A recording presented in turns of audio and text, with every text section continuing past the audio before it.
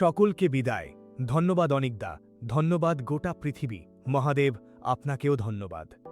মাঝরাতে সোশ্যাল মিডিয়ায় হঠাৎ এই একটা পোস্ট আর পুরো টলিপাড়া যেন থমকে গেল। যে মানুষটা দীর্ঘ সময় ধরে আর্য সিংহ রায় হিসাবে দর্শকদের মনে রাজত্ব করছিলেন, তিনি হঠাৎ করে কেন চিরতরে বিদায় নিলেন? হ্যাঁ, কথা বলছি টলিউডের অন্যতম চর্চিত অভিনেতা জিতু কমলকে নিয়ে। সবাই ভাবছে এটা নিছকই একটা সিরিয়াল শেষ হওয়ার আবেগঘন পোস্ট, কিন্তু আসল ঘটনা কি সত্যিই তাই? এই পোস্টের গভীরে লুকিয়ে আছে দিতিপ্রিয়া রায়ের সাথে সেই মারাত্মক মানহানিকর স্ক্যান্ডাল, ইন্ডাস্ট্রির নোংরা পলিটিক্স আর লেজেন্ডারি পরিচালক অনিক দত্তের মৃত্যুর সাথে জড়িয়ে থাকা এক অদ্ভুত ডার্ক রিয়ালিটি। কেন অনিক দত্তর মৃত্যুর পর জিতু টিভিতে ফিরতে বাধ্য হয়েছিলেন, আর কেনই বা আজ তিনি ধন্যবাদ জানিয়ে চিরতরে এই জগৎ থেকে সরে দাঁড়াচ্ছেন?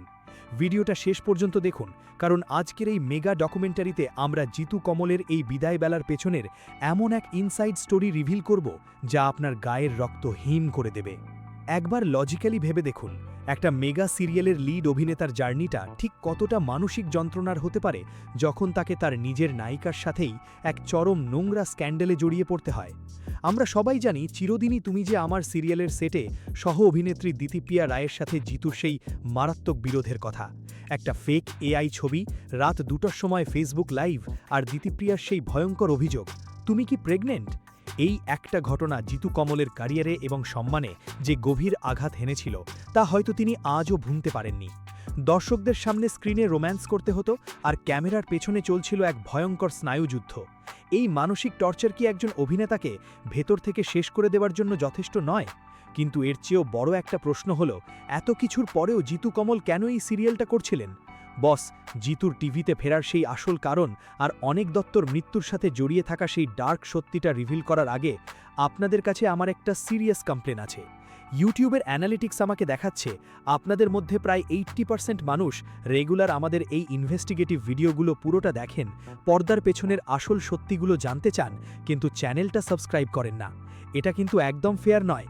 আপনাদের এই একটা সাবস্ক্রাইব আর ভিডিওতে একটা লাইক আমাদের এই রকম ডেডলি ইনসাইড স্টোরিগুলো আপনাদের সামনে আনার জন্য মারাত্মক হাইপ দেয়। তাই প্লিজ এখনই ভিডিওটা পজ করে সাবস্ক্রাইব বাটনটা দাবিয়ে দিন। করে দিয়েছেন? Thank you. চলুন এবার ফিরে যাই সেই সাইকোলজিক্যাল মিস্ট্রিতে।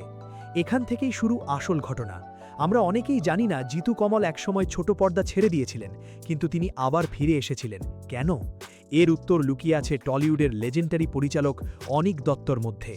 অনিক দত্তই সেই মানুষ যিনি জিতুকে অপরাজিত সিনেমায় কাস্ট করে তাকে বাংলা সিনেমার এক নতুন উচ্চতায় নিয়ে যান। কিছুদিন আগেই জিতু সমাজ মাধ্যমে মুখ খুলেছিলেন যে অনিক দত্তর মৃত্যুর পর যে রাজনৈতিক ও মানসিক চাপ তৈরি হয়েছিল এবং ইন্ডাস্ট্রিতে যে আনরিটেন ব্যান কালচার চলছিল, তার কারণেই তিনি নিজের ক্যারিয়ার বাঁচাতে আবার টেলিভিশনে ফিরতে বাধ্য হন। তার এই শেষ পোস্টে ধন্যবাদ অনিকদা লেখাটা কোনো সাধারণ ট্রিবিউট নয়, এটা হলো সেই গডফাদারকে ধন্যবাদ জানানো যিনি তাকে শিখিয়েছিলেন কিভাবে ইন্ডাস্ট্রির নোংরা পলিটিক্সের বিরুদ্ধে লড়াই করতে হয়। কিন্তু মানুষের সাইকোলজি কতটা অদ্ভুত, তাই না? একটা সময় আসে যখন মানুষ সব লড়াইয়ে ক্লান্ত হয়ে পড়ে। দিতিপ্রিয়া স্ক্যান্ডাল, প্রাক্তন স্ত্রীর সাথে বিচ্ছেদ, ইন্ডাস্ট্রির সিন্ডিকেট রাজ, এই সব কিছু মিলিয়ে জিতু কমল আজ হয়তো একটা ব্রেকিং পয়েন্টে পৌঁছে গেছেন। তার এই সকলকে বিদায় কথাটা কি শুধু আর্য সিংহ রায় চরিত্রের বিদায়, নাকি তিনি পুরো টেলিভিশন ইন্ডাস্ট্রি থেকেই চিরতরে সরে দাঁড়াচ্ছেন? তিনি দর্শকদের ভগবান তুল্য বলেছেন, কারণ তিনি জানেন এই পুরো ফেক ইকোসিস্টেমে শুধু দর্শকেরাই তাকে সত্যি ভালোবেসেছে। বস, গ্ল্যামার ওয়ার্ল্ডের এই অন্ধকার দিকটা আমাদের একটা বড় শিক্ষা দেয়। মেকআপের আড়ালে একজন অভিনেতাকে ঠিক কতটা মানসিক যন্ত্রণার মধ্যে দিয়ে যেতে হয় তা আমরা বাইরে থেকে বুঝতে পারি না। আপনাদের কি মনে হয়, জিতু কমলের এই বিদায় কি টলিউডের নোংরা পলিটিক্সের কাছে তার হার মানা, নাকি এটা তার নতুন কোনো লড়াইয়ের শুরু?